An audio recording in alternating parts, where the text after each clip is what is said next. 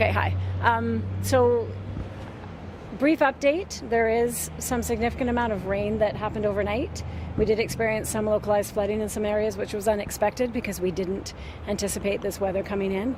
There is a bit of a weather system coming in later today, which is going to bring in a bit of wind, a little bit more rain. So we are assessing some of the areas that were flooded, and we're just keeping an eye on what's happening right now.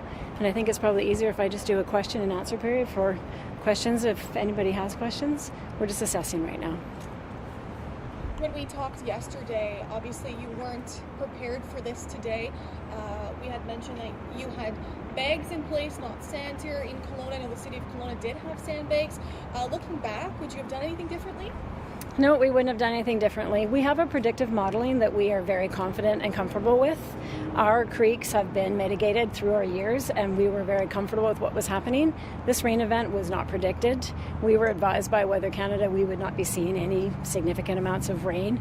They predicted 20 centimeters. We got 20 millimeters. We got more than 65 in a very short period of time. So that's 3 times as much rain as what we thought was coming, which is why we've got some localized flooding.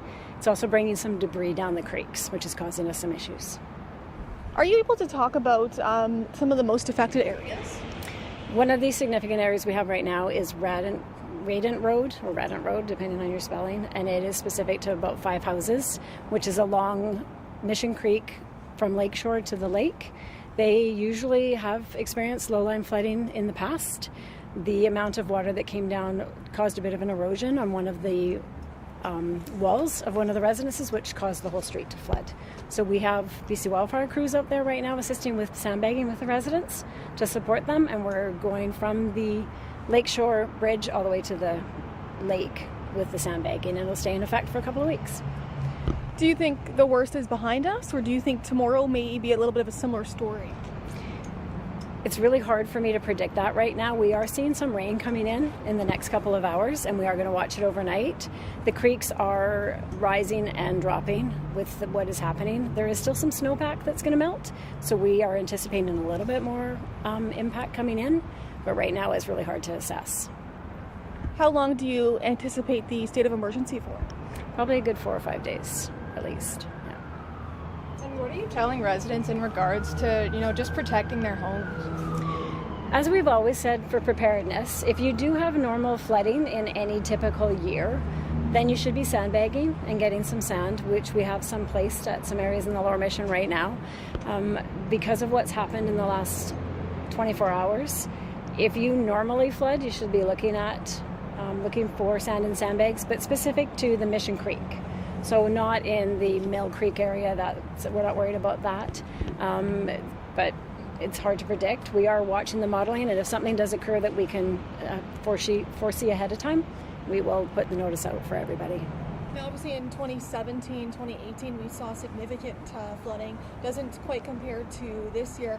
What work has been done or was done over those last couple of years to help mitigate these issues that we've seen?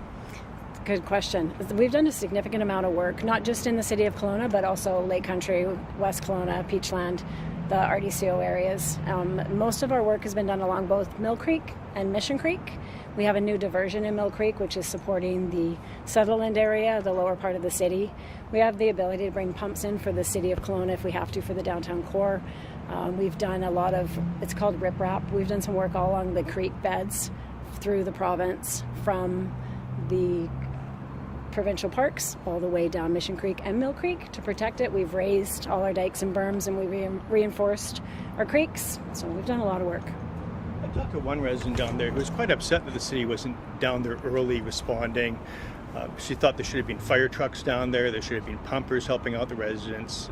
I did see some works crews kind of across the road, but not in that neighborhood specifically.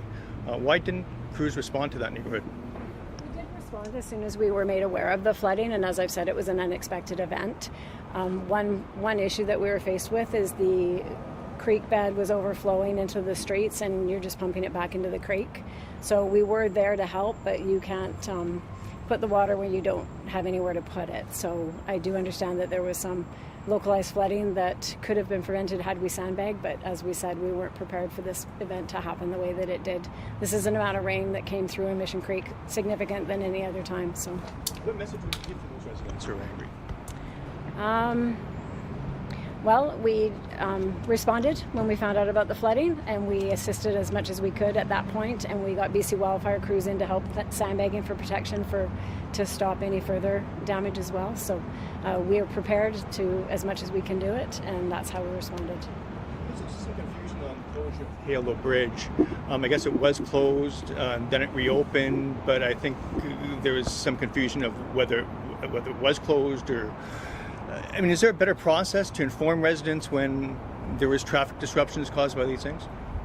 When the weather started bringing the debris down for the creek, it's still being closed, so it's intermittent closures. So what's happening is we have a crew on site at KLO Bridge, and whenever we see debris coming and backing up, which will cause flooding, then we have to close the road down to get the crews in to do the work, and then we reopen again. So this is what we would normally do during flooding, and because of the debris flow, we might have to do it at a couple of other creeks as well.